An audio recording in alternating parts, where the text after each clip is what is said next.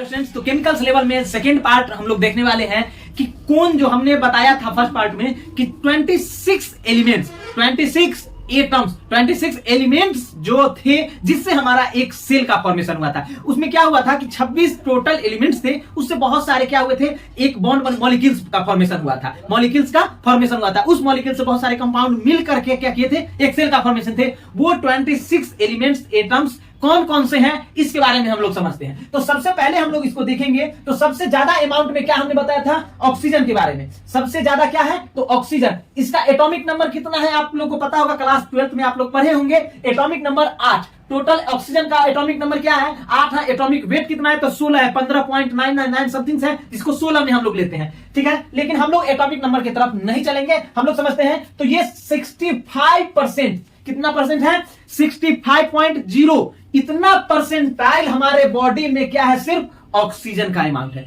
जो कहां कहां पे है और किस किस रूप में है और कैसे क्या क्या फंक्शन कर रहा है।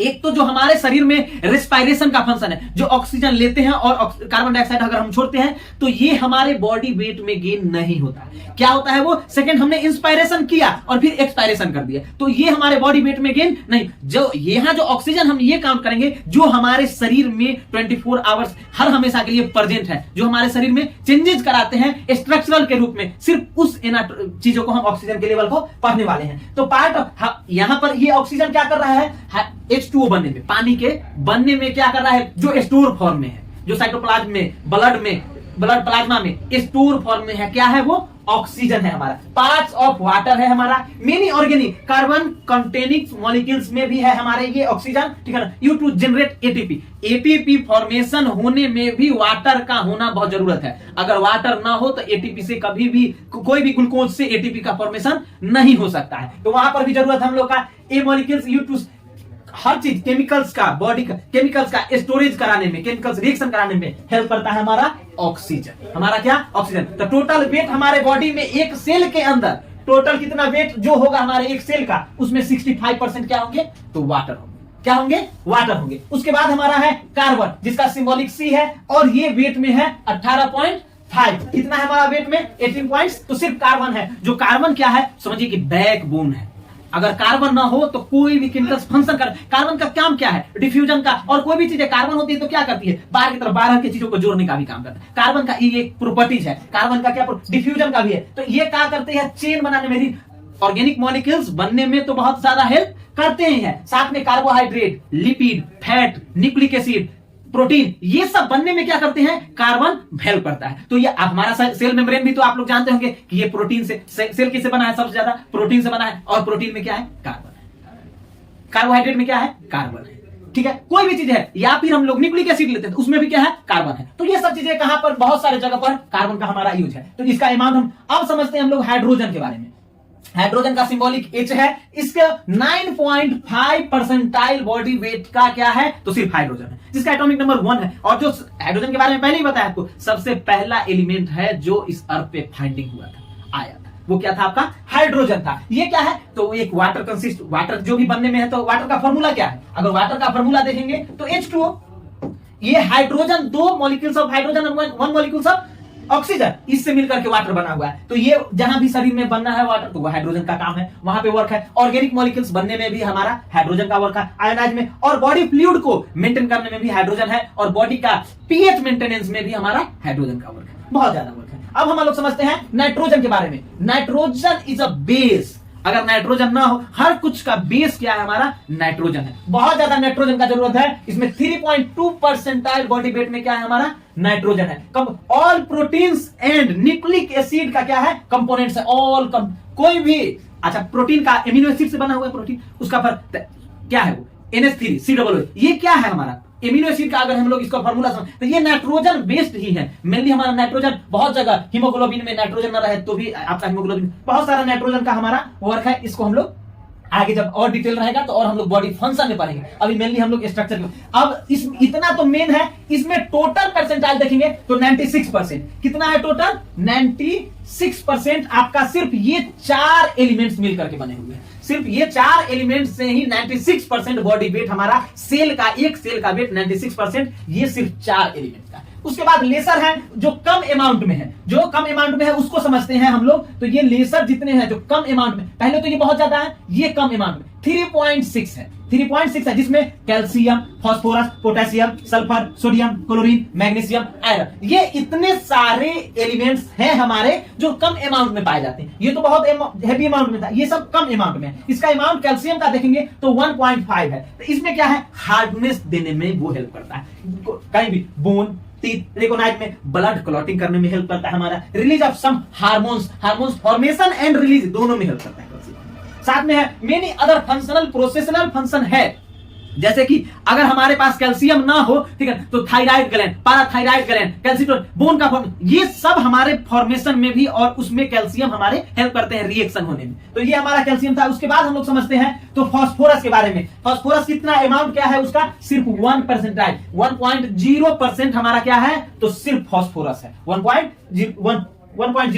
ये क्या है, न्यूक्लिक एसिड बनने में और एटीपी बनने में हेल्प करता है। और साथ में जो हमारा फास्फोरस है जो बोन टीथ का स्ट्रक्चर देने में, हार्डनेस, जैसे कैल्शियम था, ठीक कैल्शियम के साथ बाइंड होकर के हमारा जो है मैग्नीशियम और फास्फोरस और कैल्शियम, ये तीनों बहुत ज्यादा अमाउंट में होते हैं हमारे बोन्स में। अगर ये सब ना रहे तो बोन आपका वीक हो जाएगी। तो इसमें स्ट्रेंथ देना, बॉडी वेट में देना, ये सब कहां हमारा हेल्प करता है, फास्फोरस। अब ये समझिए इस चीज को। अब स्किन के सेल में कहिएगा कि कैल्शियम का अमाउंट ज्यादा है, तो ये चीजें नहीं हो सकती वहां। और बोन के सेल में कैल्शियम का अमाउंट ज्यादा है, फास्फोरस। तो थोड़ा सा अकॉर्डिंग टू, जितने भी अकॉर्डिंग टू हमारे लोकेशन पे क्या करते हैं, ऑर्गन का, सेल का स्ट्रक्चर पर भी कुछ मॉलिक्यूल्स अप डाउन हो सकते हैं, ये जो है आपका। लेकिन ये सब चीजें तो इंपॉर्टेंट है ही, लेकिन ये सब चीजें बोन में, जब बोन की बात आएगी, टीथ की बात आएगी, तो वहां कैल्शियम का अमाउंट थोड़ा सा इंक्रीज करेगा। बट यही सब केमिकल्स रहेंगे आपके सभी सेल में, कहीं का भी सेल हो, न्यूरॉन सेल हो, नेफ्रॉन सेल हो, कार्डियक सेल हो, या कोई भी सेल हो, तो यही 26 के 26 एलिमेंट्स होंगे आपको।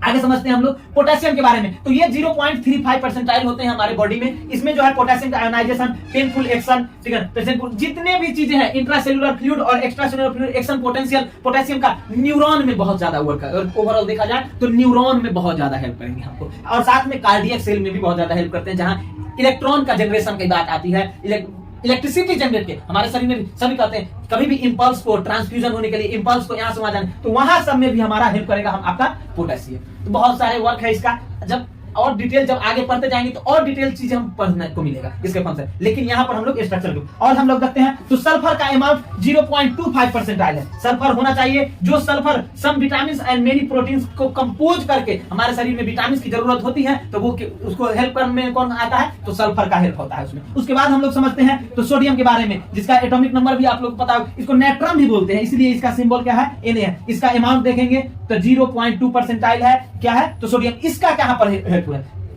उसके बाद इसका हम लोग देखेंगे तो फ्लूइड मेंटेनेंस में हमारा हेल्प करता है। क्या करता है, फ्लूइड मेंटेनेंस में हमारा हेल्प करता है ये, और एक्स्ट्रा सेलुलर फ्लूइड्स और इंट्रासेलुलर फ्लूइड, और साथ में हमारे वाटर बैलेंस करने का भी काम क्या करता है, नेट्रम करता है। सोडियम क्या करते हैं, वाटर को भी, हमारे शरीर में वाटर बैलेंस करने का भी काम हमारा सोडियम करता है। उसके बाद हम लोग समझते हैं क्लोरीन के बारे में। तो इसका अमाउंट 0.2% है, जो हमारे शरीर में जितने भी इलेक्ट्रोलाइट्स हैं, इसको क्या करता है, मेंटेन करने में, चार्जेस को मेंटेन करने में, ये सब चीजें, और फ्लूइड को मेंटेन करने में ये हेल्प करता है क्लोरीन के बारे में। मैग्नीशियम देखेंगे तो सबसे ज्यादा, हमने आपको पहले भी बताया था, एंजाइम कैटलिस्ट के बारे में, और एंजाइम और हार्मोन्स का फॉर्मेशन में भी, और केमिकल्स रिएक्शन कोई भी कराने में हमारा ये सबसे ज्यादा मॉलिक्यूल्स के रेट को इंक्रीज कराएंगे। साथ में बोन में तो होते ही है मैग्नीशियम, हमारे सभी सेल में भी होते हैं, लेकिन अमाउंट इसका देखेंगे तो 0.1% है, 0.1% है मैग्नीशियम का। अब हम लोग समझते हैं आयरन के बारे में, जिसको एपी है। इसका अमाउंट ध्यान दीजिएगा तो हर सेल में थोड़ा सा का वेरिएंस रहता है। अमाउंट पर ध्यान दीजिए,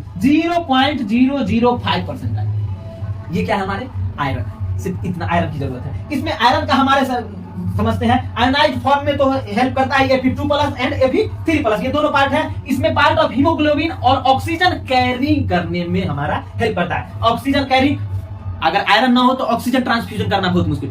आयरन ही जो है, जो उस ऑक्सीजन को बाइंड करके हमारा बॉडी में, सेल में ट्रांसफ्यूजन करता है by the help of RBC, red blood cell के अंदर जो हीमोग्लोबिन होते हैं, वो क्या करते हैं, उसके अंदर आयरन का अमाउंट ज्यादा होने की वजह से उससे हमारा ऑक्सीजन कैरी हो पाता है। इसके बाद हम लोग समझते हैं तो ये, और सब एंजाइम में भी हमारा आयरन हेल्प करता है। तो इतने सारे हमारे पास थे जो लेसर अमाउंट में थे। क्या थे, लेसर अमाउंट में। कुछ ऐसे हैं, कुछ ऐसे और भी है एलिमेंट जो ट्रेस अमाउंट में हमारे इस बॉडी में पाए जाते हैं। ट्रेस अमाउंट यानी कि उसका बहुत ज्यादा रिकॉग्नाइज नहीं किया जा सकता है, सबका अलग अलग नहीं। तो उसमें अगर देखेंगे तो ये हमने बताया सबसे पहले आपको मेजर अमाउंट में हमने 4 बताया, फिर उसके बाद हमने बताया आपको लेसर अमाउंट में हम लोगों ने बताया calcium, phosphorus, potassium, sulphur, sodium, chlorine और इसके बारे में। अब हम लोग देखते हैं ट्रेस अमाउंट में कि सबसे कम अमाउंट में जितने भी एलिमेंट, बट होना चाहिए, ऐसी बात नहीं कि नहीं होने से नहीं होगा, चाहिए, एक ही ड्रॉप चाहिए बट चाहिए, उसके बिना नहीं हो सकता है हमारा। तो कुछ हम लोग केमिकल्स के बारे में समझते हैं इस चीज को।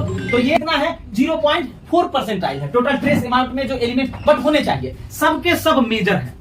कभी वो नहीं है, ऐसा नहीं है कि कभी इसमें से हम अगर वेनेडियम निकाल दे रहे हैं तो सेल का फॉर्मेशन, ऐसी बातें नहीं, होना चाहिए। कम हो ज्यादा हो अमाउंट का वेरिएशन हो सकता है अकॉर्डिंग टू ऑर्गेन्स। वेनेडियम हो सकता है कि सेक्सुअल रिप्रोडक्शन सिस्टम वाला में वेनेडियम का अमाउंट ज्यादा रहता है, ठीक है ना, बट लेकिन अमाउंट होना चाहिए। सभी का सभी मेजर है, तो एल्युमिनियम है, ब्रोन है, क्रोमियम है, उसके बाद हम लोग कोबाल्ट है, कॉपर है, फ्लोरीन है, आयोडीन है, मैग्नीज है, और उसके बाद मोलिब्डेनम है, उसके बाद सेलेनियम है, सिलिकॉन है, उसके बाद टीन है, वेनेडियम है एंड जिंक। ये टोटल आपके 26 एलिमेंट हुए। आपके एलिमेंट्स होने चाहिए। हाँ, अब ये अमाउंट वेरी कर सकता है, हो सकता है जैसे हमने बताया आपको सेलेनियम सेक्सुअल रिप्रोडक्शन सिस्टम वाले ऑर्गन्स में थोड़ा सा अमाउंट ज्यादा हो, वेनेडियम थोड़ा सा सेक्सुअल रिप्रोडक्शन में कम होगा। वही आयोडीन हर एक सेल में होनी चाहिए। आयोडीन ना हो तो हमारे शरीर में कलर ही नहीं दे सकते। तो सेल का कलर करो, हर केमिकल्स का अलग अलग फंक्शन है बट होना चाहिए। अगर आयोडीन की कमी हो जाए तो हो सकता है आपको थायराइड वाली प्रॉब्लम हो जाए, हो सकता है आपको आयोडीन की कमी से कभी कभी आपको ल्यूकोडर्मा सफेद दाग भी हो सकता है। सिर्फ एमएसएच का नहीं है, मेलानिन की कमी से नहीं होती है। कभी कभी मेलानिन का फॉर्मेशन कैसे होता है, तो मेलानिन का फॉर्मेशन तो आयोडीन से होता है। अगर आयोडीन ही नहीं है तो मेलानिन कैसे बनेगा। तो रूट ऑफ डिजीज भी वेरिएंट कर जाता है। ये छोटा छोटा अमाउंट, कोबाल्ट नहीं हो, कोबाल्ट है, सल्फर अगर अमाउंट बढ़ गया तो शरीर में इचिंग होना शुरू हो जाएगा।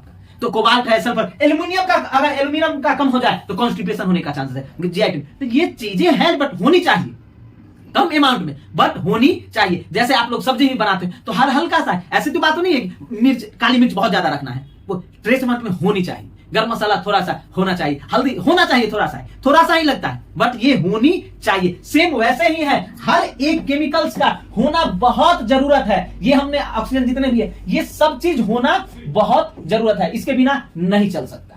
तो ये थे हमारे टोटल 26 एलिमेंट्स। टोटल हमारे 26 एलिमेंट्स थे जो हम लोगों ने देखा, जो एक सेल केमिकल्स लेवल का है, और ये कैसे कैसे फंक्शन करता है, कैसे बॉन्ड बनता है, इस बारे में डिटेल हम लोग नहीं जानेंगे। कुछ मॉलिक्यूल्स के बारे में आपको बता दिया जाएगा, कौन कौन से मॉलिक्यूल्स हैं, कैसे बने, बाकी आप लोग क्लास 12 में पढ़ चुके होंगे। तब तक के लिए हम लोग नेक्स्ट पार्ट में देखेंगे सेलुलर लेवल के बारे में। तब तक के लिए धन्यवाद।